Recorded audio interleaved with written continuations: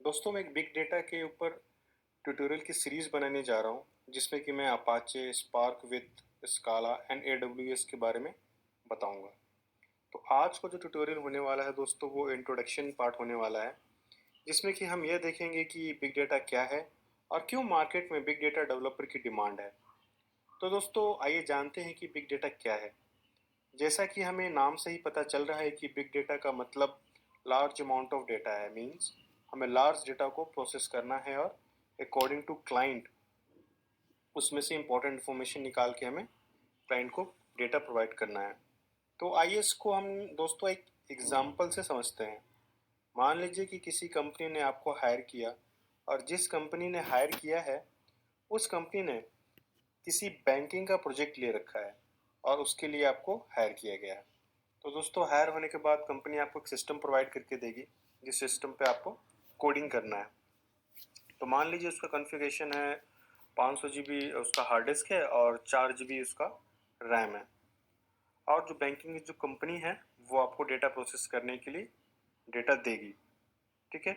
मान लीजिए कि कंपनी कहती है कि मुझे उन लोगों का डेटा चाहिए जो कि 25 साल से ऊपर हैं और मंथ में कितना ट्रांजेक्शन करते हैं वो लोग। तो वो डेटा आपको जो डेटा प्रोवाइड करेगी कंपनी उसमें से फेच करके आपको प्रोसेस करके डेटा को कंपनी को देना है। तो जो भी डेटा कंपनी ने आपको दिया आपने उसमें से डेटा को प्रोसेस किया और प्रोसेस करने के बाद जो भी आउटपुट था आपने कंपनी को दे दिया। कंपनी खुश हो गई कि हाँ बंदे ने काम किया। लेकिन मान लीजिए कि 2 साल के बाद वो कंपनी बहुत ज़्यादा ग्रो कर गई। ग्रो करने के बाद पहले वो मान लीजिए 4 GB डेटा या 10 GB डेटा आपको प्रोसेस करने के लिए देती थी, अब वो 100 GB डेटा देती है। तो जो सिस्टम है आपके पास उसकी कॉन्फ़िगरेशन चेंज हुई नहीं, सेम ही सिस्टम है मान लीजिए। तो उस केस में 100 GB का डेटा प्रोसेस करने के लिए वो सिस्टम कैपेबल नहीं है। तो उस केस में आप क्या बोलेंगे कंपनी से? बोलेंगे कि भाई मुझे एक ऐसा सिस्टम दीजिए जो कि इससे अच्छी कॉन्फ़िगरेशन का हो जिससे कि मैं डेटा को प्रोसेस कर सकूं। तो कंपनी के पास इनफ पैसा था तो उसने क्या किया, परचेज किया सिस्टम अच्छे कॉन्फ़िगरेशन का। इस टाइम 16 GB रैम है उसमें। तो उसने आपको प्रोवाइड किया, आपने फिर से डेटा को प्रोसेस किया और कंपनी को दे दिया। ऐसे करते करते 5 साल के बाद मान लीजिए उसके पास 100 GB से ज़्यादा डेटा आने लगा उसके पास से। मान लीजिए कंपनी बहुत ज़्यादा ग्रो कर गई, अब 100 GB से टेराबाइट में डेटा आने लगी, पेटाबाइट में डेटा आने लगा। तो अब तो सिस्टम कैपेबल नहीं है आपके पास और ना कोई ऐसा सिस्टम कॉन्फ़िगरेशन वाला है जिसमें कि इतने सारे ज़्यादा डेटा को प्रोसेस कर सके। और वैसे भी आप जानते हैं कि आज के टाइम में कितना ज़्यादा डेटा जनरेट कर रही हैं कंपनीज, छोटी छोटी कंपनीज जनरेट कर रही हैं। तो उस केस में आप क्या करेंगे? उस केस में हम तो डेटा को प्रोसेस कर नहीं सकते हैं। तो उस केस से प्रॉब्लम से ओवरकम होने के लिए डिस्ट्रीब्यूटेड सिस्टम यहाँ पे हम यूज़ करेंगे। तो दोस्तों डिस्ट्रीब्यूटेड सिस्टम होता क्या है? डिस्ट्रीब्यूटेड सिस्टम में होता ये है कि जो भी डेटा होगा वो आपके डिफरेंट डिफरेंट सिस्टम पे रहेगा और सारा का सारा डेटा वहीं से प्रोसेस होगा। तो करते कैसे हैं? मान लीजिए कि आपके पास 100 सिस्टम है तो हम केबल के थ्रू उसको नेटवर्क केबल के थ्रू एक दूसरे से ज्वाइंट कर देंगे। ज्वाइन करने से क्या होगा? ज्वाइन करने से हमारे पास बहुत सारे सिस्टम हो जाएंगे, उनका बहुत सारा स्पेस हमें मिलेगा, प्रोसेसिंग स्पीड मिलेगी उसकी। तो उससे हम डेटा को प्रोसेस करेंगे। लेकिन दोस्तों सोचने वाली बात यह है कि ये कैसे करेंगे हम लोग? क्योंकि अभी तक तो जो भी हम लोग कोडिंग करते हैं डॉट नेट में, जावा में, सी में, एक सिस्टम दिया जाता है उसी पे हम लोग कोड लिखते हैं, वहीं पे जनरेट हो जाता है। अब यहाँ पे क्या करना है हमें कि मल्टीपल सिस्टम्स है, सारे सिस्टम्स जो हैं आपस में कनेक्टेड है और सब पे डेटा है, उन सबको प्रोसेस करना है मुझे।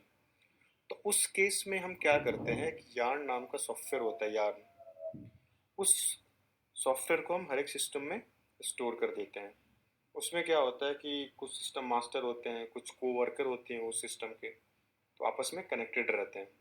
तो क्या करते हैं, ये एक डिस्ट्रीब्यूटेड इन्वायरमेंट तैयार हो जाता है, हमारा सेटअप हो जाता है डेटा प्रोसेसिंग के लिए। तो डेटा जो है इस तरीके से प्रोसेस हम उसमें कर सकते हैं। उसमें क्या होता है, यार्न नाम का जो सॉफ्टवेयर मैंने आपको बताया वो इंस्टॉल करते हैं। वो इंस्टॉल करने के बाद हम कोड किसी एक सिस्टम पे लिखते हैं और वो सब जगह पे एग्जीक्यूट होता है, तो डेटा प्रोसेस होता है। इसमें क्या होता है, डेटा है वो छोटे छोटे टास्क में सारे सिस्टम्स पे डिस्ट्रीब्यूट हो जाता है और वहीं से डेटा प्रोसेस होता है वो। और दोस्तों इसका एक बेनिफिट भी है। बेनिफिट ये है इसका कि मान लीजिए जब भी डेटा पे प्रोसेस करते हैं तो उस टाइम पे वो 3 बैकअप बना के रखता है। मान लीजिए कि आपको 1 GB का डेटा प्रोसेस करना है तो आपको 3 GB का स्पेस चाहिए। तो ये डिमेरिट नहीं है, एक तरीके से हम कह सकते हैं कि ये बेनिफिट है। बेनिफिट मतलब कभी भी अगर डेटा लॉस हो जाता है, मान लीजिए कोई सिस्टम करप्ट हो गया, खराब हो गया, कुछ भी हो गया, तो आपके पास बैकअप है, डेटा लॉस नहीं होगा। और अगर आप चाहते हैं कि स्टोरेज ना हो, 2 GB एक्स्ट्रा, 1 GB ही स्टोर हो, तो वो भी हम कर सकते हैं। ऐसा कोई हार्ड एंड फिक्स नहीं है कि भाई इतना करना ही करना है स्टोरेज, ठीक है ना। तो दोस्तों ये इन्वायरमेंट सेटअप करने के बाद अब क्या होता है, इन्वायरमेंट सेटअप हो गया, डेटा हमारा प्रोसेस हो गया, तो अब कुछ ऐसे टर्मिनोलॉजी है जो कि आगे हम लोग बार बार यूज़ करेंगे। तो उस टर्मिनोलॉजी को हम लोग समझते हैं, देखते हैं कि वो होता क्या है।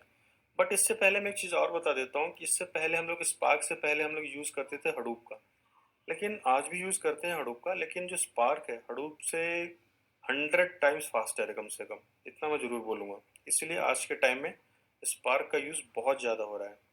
तो दोस्तों आइए आप जानते हैं कि डिस्ट्रीब्यूटेड कंप्यूटेशन क्या होता है। दोस्तों डिस्ट्रीब्यूटेड कंप्यूटेशन मीन्स जो भी प्रोग्राम आप लिखते हैं वो मल्टीपल सिस्टम पे एग्जीक्यूट होगा पैरेलली, उसी को हम कहते हैं डिस्ट्रीब्यूटेड कंप्यूटेशन। अब दोस्तों आइए देखते हैं कि डिस्ट्रीब्यूटेड स्टोरेज क्या होता है। जैसा कि आप हम लोग जानते हैं कि सिंगल सिस्टम में, जैसे आज के टाइम में बहुत अच्छे कॉन्फ़िगरेशंस के सिस्टम्स हैं, जिसमें कि 1 TB ऑफ हार्ड डिस्क होता है, अच्छे खासे प्रोसेसर लगे रहते हैं, रैम है अच्छा खासा 16 GB, लोग आजकल यूज़ कर रहे हैं 8 GB कर रहे हैं, 8 GB से कम तो कोई कर ही नहीं रहा आजकल। तो उन सब सिस्टम्स का आजकल यूज़ कर रहे हैं हम लोग, लेकिन फिर भी जो डेटा जनरेट हो रहा है बहुत ज़्यादा अमाउंट में हो रहा है। तो उस केस में क्या होता है, अगर इतने अच्छे कॉन्फ़िगरेशंस वाले सिस्टम्स को अगर हम बहुत सारे सिस्टम्स को 100 सिस्टम्स को एक साथ हम लोग अगर कनेक्ट कर देते हैं, तो हम 100 petabyte of data, 1 TB of data को आसानी से प्रोसेस कर सकते हैं। क्यों? क्योंकि जितने भी और सिस्टम्स हैं उन सब का हम मेमोरी यूज़ कर सकते हैं, प्रोसेसिंग स्पीड यूज़ कर सकते हैं। तो ये होता है हमारा डिस्ट्रीब्यूटेड स्टोरेज, कि जितने भी स्टोरेज डिस्ट्रीब्यूटेड हैं अलग अलग सिस्टम में, उन सबको इकट्ठा करके यूज़ करना। और दोस्तों इस ट्यूटोरियल में हम लोग ये भी देखेंगे कि किस तरीके से जो डेटा है डिफरेंट डिफरेंट सोर्स से डेटा आएगा। मान लीजिए कोई डेटा हमारे पास आ रहा है एसक्यूएल से, कोई रेडशिफ्ट से आ रहा है, कोई अमेजोन बकेट से आ रहा है, वहाँ से डेटा को ला के इकट्ठा करके एक जगह पे अपने सिस्टम पे सारा डेटा वहाँ से लेके आएंगे हम, और उसको एक जगह पे रख के कैसे डेटा को प्रोसेस करेंगे, ये सब भी मैं आपको आगे बताऊंगा। तो दोस्तों आज हमने कुछ नई टर्मिनोलॉजी भी देखा, जैसे कि डिस्ट्रीब्यूटेड सिस्टम क्या होता है, डिस्ट्रीब्यूटेड कंप्यूटेशन क्या है, डिस्ट्रीब्यूटेड स्टोरेज क्या है। तो ये टर्मिनोलॉजी हम लोग बार बार यूज़ करेंगे, तो इस टर्मिनोलॉजी को आप ध्यान रखिएगा, याद रखिएगा। तो दोस्तों नेक्स्ट ट्यूटोरियल में हम लोग कोडिंग पार्ट करेंगे, कोडिंग से शुरुआत करेंगे। तो दोस्तों कमेंट करके बताइए कि ये ट्यूटोरियल कैसा लगा आपको, ताकि मैं उसके बेसिस पे फिर और कुछ चेंजेस अगर है तो सुधार करूँगा। तो दोस्तों आज के ट्यूटोरियल में बस इतना ही। लाइक करिए, शेयर करिए ट्यूटोरियल को। थैंक यू, धन्यवाद।